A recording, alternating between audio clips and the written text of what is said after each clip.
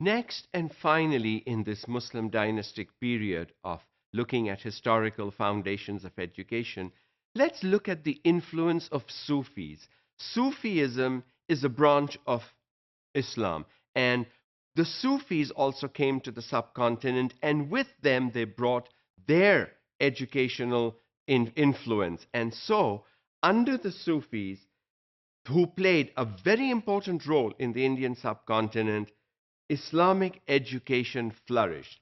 Because they were Sufis, because their primary aim was to teach Islam and spread Islam, that was the primary purpose of the Sufis coming to the subcontinent. And they did teach the Quran, the Hadith, the life of the Prophet, the life of the early caliphs, and so on.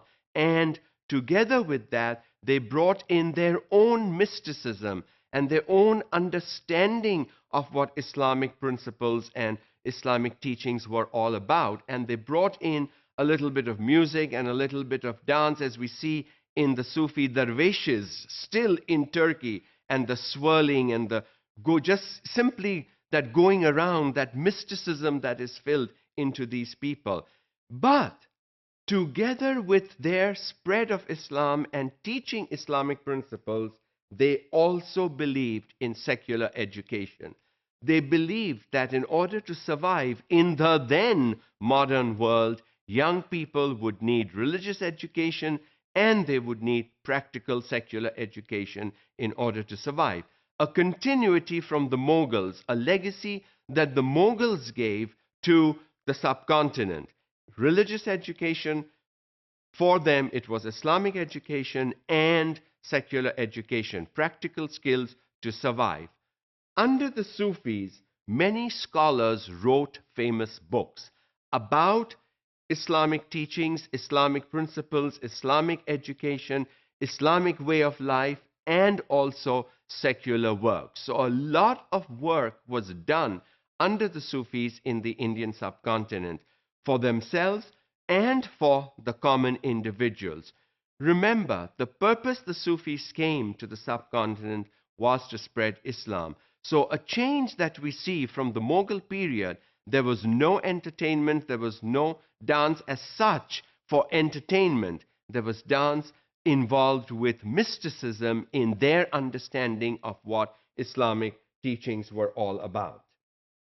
Scholars and religious saints from other countries, neighboring countries, came to the Indian subcontinent. They came from Afghanistan, Iran, Turkestan, Arabia, Syria, Egypt, and they kept visiting. As these saints and scholars came visiting, the understanding of Islamic principles and teachings according to Sufism enriched, because you got what Afghanis thought, what Arabs thought, what Syrians thought, what Iranians thought, and the enrichment of the Islamic teachings took place under the Sufis in the Indian subcontinent. Many of these scholars and saints that came from these different countries decided to stay back in the Indian subcontinent and continue spreading Islam, continue spreading the good works, continue taking the message of Islam to the common man and providing their people with both secular and religious education. This is seen as important. Now, if we look throughout the 8 dynasties that we've covered so far, we saw that most dynasties that focused on education focused on both religious and secular education. The 2 dynasties where we see a decline and a drop in education dropped both religious education and secular education.